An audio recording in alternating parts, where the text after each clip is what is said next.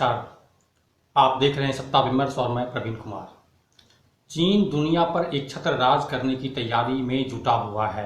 जो ताज़ा रिपोर्ट आई है एक, तो उसमें ये सब बड़ी चौंकाने वाली चीज़ें हैं कि चीन कैसे किसी देश को पहले मदद करता है और फिर जो है उस पर उसके क्षेत्रों को कब्जा कर लेता है।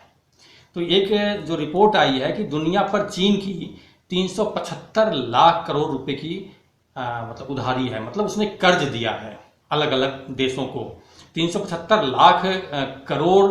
आप समझ सकते हैं कि हम भारत जो है 5 ट्रिलियन डॉलर का जो अर्थव्यवस्था बनाने की बात कर रहा था, तो वो लगभग लगभग उससे उसके करीब है।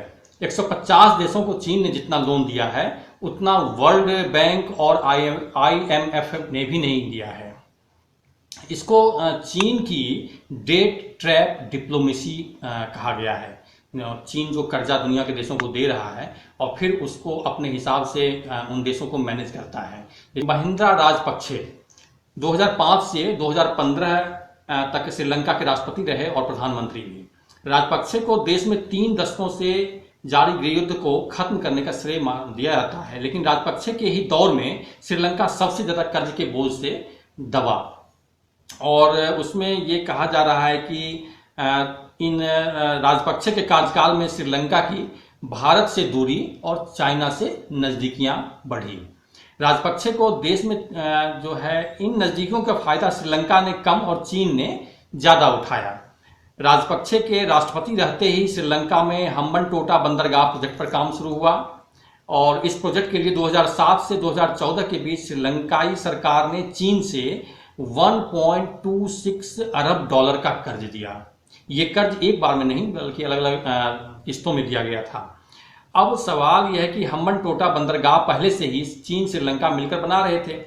इससे चीन की सबसे बड़ी सरकारी कंपनी हार्बर इंजीनियरिंग ने बनाया और इसमें 85% जो धन है चीन के एग्जिम बैंक से लिया गया। अब लगातार कर्ज लेने का नतीजा ये हुआ कि श्रीलंका पर विदेशी कर्ज का बोझ जो बढ़ता गया। तो अब कर्ज बढ़ने की वजह से श्रीलंका को दिसंबर 2017 में हम्बनटोटा बंदरगाह चीन की merchant port holdings limited company को 99 साल के लिए लीज पर दिया गया है। अब बंदरगाह के साथ ही श्रीलंका को 15,000 एकड़ जमीन भी उसे सौंपनी पड़ी। ये जमीन भारत से 150 किलोमीटर दूर है। मतलब कहने का मतलब है कि चीन श्रीलंका को लोन दे रहा है और उससे उसके जो जमीन है उस पर उसका जो एरिया है उस पर अधिकार क्षेत्र जमा रहा है और वो देख रहा है ये भी कि भारत से उसकी नजदीकी कितनी है, भारत से कितनी दूरी पर। मतलब कहने का मतलब है कि वो भारत को चारों तरफ से घेरने की कोशिश कर रहा है। अब इस पूरे वाक्य को मिसाल के तौर पर लिया जाता है कैसे चीन पहले छोटे देश को इंफ्रास्ट्रक्चर के नाम पर कर्ज देता है, फिर उसे अपना कर्जदार बनाता है और उसके बाद जो है फिर उसकी संपत्ति पर कब्जा कर लेता है। अमेरिकी वेबसाइट हार्वर्ड बिजनेस रिव्यू की रिपोर्ट बताती है कि चीन शुरू से ही छोटे देशों को कर्ज देता आ रहा है। 1950 और 1960 के दशक की बात इसमें की गई है कि चीन ने बहुत छोटे छोटे देशों को कर्ज दिया। ये ऐसे देश थे जहां कम्युनिस्ट की सरकारें थी। जर्मनी के कील यूनिवर्सिटी ने वर्ल्ड इकोनॉमी पर जून 2019 में एक रिपोर्ट जारी की थी। इसके मुताबिक 2000 से लेकर 2018 के बीच चीन की उधारी 500 अरब डॉलर से बढ़कर 5 ट्रिलियन डॉलर हो गई। अब आज के हिसाब से 5 ट्रिलियन डॉलर मतलब 375 लाख करोड़ रुपए होते हैं, जो बार बार प्रधानमंत्री नरेंद्र मोदी कोरोना संकट से पहले जिक्र किया करते थे कि हम जो है भारत की अर्थव्यवस्था को 5 ट्रिलियन डॉलर तक ले जाना चाहते हैं। अब इसके अलावा भी हार्वर्ड बिजनेस रिव्यू की रिपोर्ट कहती है कि चीन की सरकार और उसकी कंपनियों ने 150 से ज्यादा देशों को 1.5 ट्रिलियन डॉलर यानी 112 लाख 50 हजार करोड़ रुपए लोन दिया। इस समय चीन दुनिया का सबसे बड़ा लेंडर यानी लोन देने वाला देश बना हुआ है और इतना लोन तो IMF इंटरनेशनल मॉनेटरी फंड है और वर्ल्ड बैंक उसने भी नहीं दिया है जितना चीन ने दिया है। तो दोनों इसकी बात करें IMF और वर्ल्ड बैंक तो दोनों ने मिलकर 200 अरब डॉलर 200 अरब डॉलर मतलब हो गया 15 लाख करोड़ रुपए का लोन दिया है।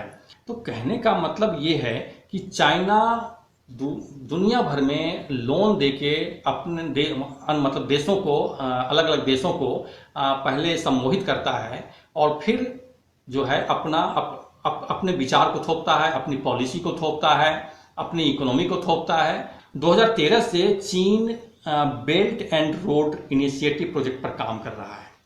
इस प्रोजेक्ट का मकसद एशिया, यूरोप और अफ्रीका को सड़क, रेल और समुद्री रास्तों से जोड़ना है। इस पूरे प्रोजेक्ट पर $1 ट्रिलियन यानी 75 लाख करोड़ रुपए का खर्च होने का अनुमान है। चीन के इस प्रोजेक्ट को जो देश समर्थन दे रहा है उनमें से ज्यादातर अब चीन के कर्जदार बन गए हैं।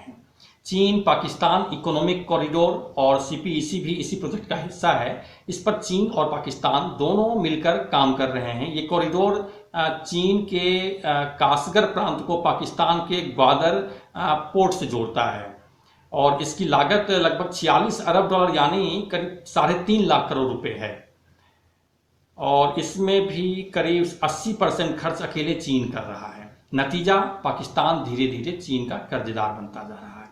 IMF के मुताबिक 2022 तक पाकिस्तान को चीन को $6.7 अरब चुकाने हैं। तो कहने का मतलब एक श्रीलंका, दूसरा पाकिस्तान, तीसरा नेपाल, अगर ये तीनों देश चीन के कर्ज से बुरी तरह से घिर चुके हैं तो वो किसी भी सूरत में उसकी बात से, उसके पॉलिसी मैटर से अलग नहीं जा सकते हैं। और अगर वो कहता है कि हमें भारत के खिलाफ आपको ये काम करना है, ये काम करना है, ये काम करना है, तो आप उससे इनकार नहीं कर सकते हैं। ये भारत के लिए बड़े खतरे की घंटी है। फिलहाल इतना ही। देखते और सुनते रहिए सत्ता विमर्श।